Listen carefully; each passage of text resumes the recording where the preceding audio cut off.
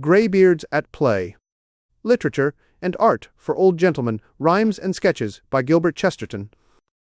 The Oneness of the Philosopher with Nature. I love to see the little stars, all dancing to one tune. I think quite highly of the sun, and kindly of the moon. The million forests of the earth come trooping in to tea. The great Niagara waterfall is never shy with me. I am the tiger's confidant, and never mention names. The lion drops the formal, sir, and lets me call him James. Into my ear the blushing whale stammers his love, I know. Why the rhinoceros is sad, ah, child. No, ah, child, 'twas long ago. I am akin to all the earth, by many a tribal sign. The aged pig will often wear that sad, sweet smile of mine. My niece, the barnacle, has got my piercing eyes of black. The elephant has got my nose, I do not want it back. I know the strange tale of the slug, the early sin, the fall, the sleep, the vision, and the vow, the quest, the crown, the call. And I have loved the octopus, since we were boys together. I love the vulture and the shark, I even love the weather. I love to bask in sunny fields, and when that hope is vain, I go and bask in Baker Street, all in the pouring rain. Come snow, where fly, by some strange law, hard snowballs, without noise, through streets untenanted except by good unconscious boys. Come fog, exultant mystery, where, in strange darkness rolled, the end of my own nose becomes a lovely legend old. Come snow, and hail, and thunderbolts, sleet, fire, and general fuss, come to my arms, come all at once, oh, photograph me thus. 2. Of the dangers attending altruism on the high seas. Observe these pirates bold and gay, that sail a gory sea, notice their bright expression, the handsome one is me. We plundered ships and harbors, we spoiled the Spanish Main, but Nemesis watched over us, for it began to rain. O all well-meaning folk take heed, our captain's fate was sore, a more well-meaning pirate had never dripped with gore. The rain was pouring long and loud, the sea was drear and dim, a little fish was floating there, our captain pitied him. How sad, he said, and dropped a tear, splash on the cabin roof, that we are dry while he is there, without a waterproof. We'll get him up on board at once, for science teaches me he will be wet if he remains much longer in the sea.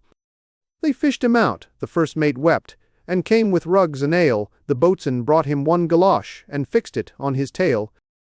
But yet he never loved the ship, against the mast he'd lean. If spoken to, he coughed and smiled, and blushed a pallid green. Though plied with hardbake, beef and beer, he showed no wish to sup. The neatest riddles they could ask, he always gave them up. They seized him, and court-martialed him, in some excess of spleen, for lack of social sympathy, Victoria Icy, 18. They gathered every evidence that might remove a doubt. They wrote a postcard in his name, and partly scratched it out. Till, when his guilt was clear as day, with all formality, they doomed the traitor to be drowned, and threw him in the sea.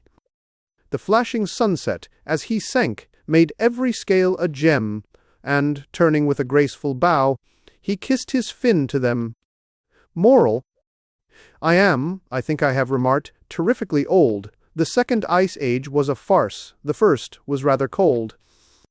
A friend of mine, a trilobite, had gathered in his youth, when trilobites were trilobites, this all-important truth.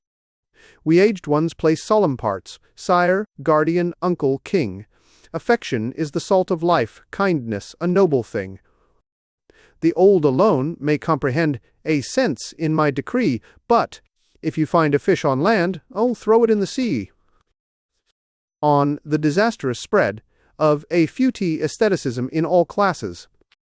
Impetuously I sprang from bed, long before lunch was up, that I might drain the dizzy dew from day's first golden cup. In swift, devouring ecstasy, each toil in turn was done. I had done lying on the lawn 3 minutes after 1.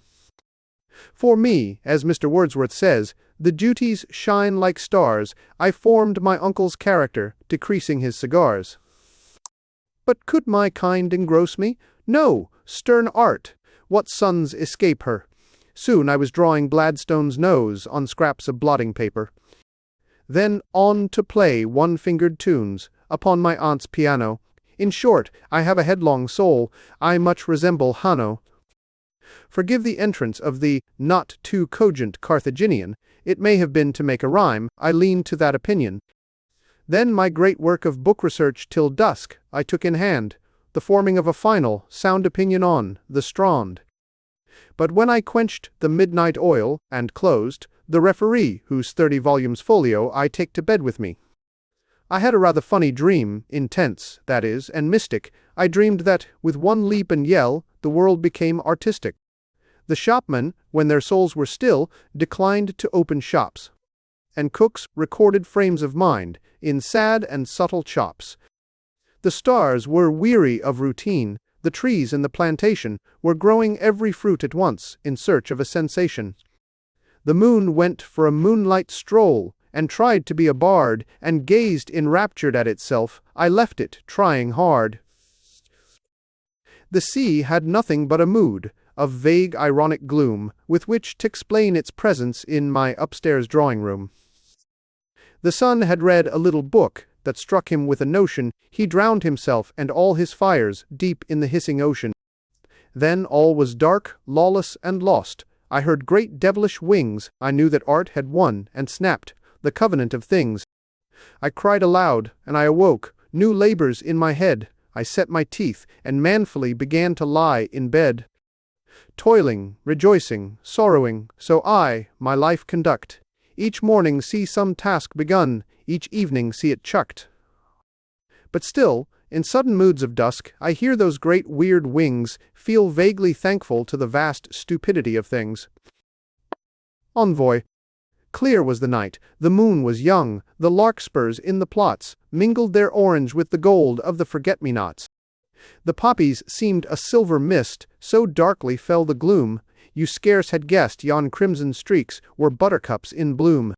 But one thing moved. A little child crashed through the flower and fern, and all my soul rose up to greet the sage of whom I learn. I looked into his awful eyes, I waited his decree, I made ingenious attempts to sit upon his knee. The babe upraised his wondering eyes, and timidly he said, "A trend towards experiment, in modern minds is bred. I feel the will to roam, to learn, by test, experience, Aeneas, nous, that fire is hot and ocean deep, and wolves carnivorous. My brain demands complexity," the lisping cherub cried. I looked at him, and only said, "Go on, the world is wide." A tear rolled down his pinafore, yet from my life must pass the simple love of sun and moon, the old games in the grass. Now that my back is to my home, could these again be found? I looked on him and only said, "Go on, the world is round." A dedication. To E.C.B., well, people, defended by setting in others. He was, through boyhood's storm and shower, my best, my nearest friend. We wore one hat, smoked one cigar, one standing at each end. We were two hearts with single hope, two faces in one hood. I knew the secrets of his youth. I watched his every mood. The little things that none but I saw were beyond his wont, the streaming hair, the tie behind, the coat-tails worn in front. I marked the absent-minded scream, the little nervous trick of rolling in the grate with eyes, by friendship's light made quick. But youth's black storms are gone and past, bare is each aged brow, and, since with age we're growing bald, let us be babies now. Learning we knew, but still today, with spelling-book devotion, words of one syllable we seek in moments of emotion. Riches we knew, and well-dressed dolls living, who expressed no filial thoughts however much. Want? You thumped them in the chest. Old happiness is grey as we, and we may still outstrip her. If we be slippered pantaloons, oh let us hunt the slipper. The old world glows with colours clear, and if, as saith the saint, the world is but a painted show, oh let us lick the paint. Far, far behind are morbid hours, and lonely hearts that bleed. Far, far behind us are the days when we were old indeed. Leave we the child, he is immersed, with scientists and mystics, with deep prophetic voice he cries Canadian food statistics. But now I know how few and small the things we crave need be, toys, and the universe, and you, a little friend to tea. Behold the simple sum of things, where, in one splendor spun, the stars go round the mulberry bush, the burning bush, the sun. Now we are old and wise and grey and shaky at the knees, now is the true time to delight in picture books like these. Hoary and bent, I dance 1 hour, what though I die at morn?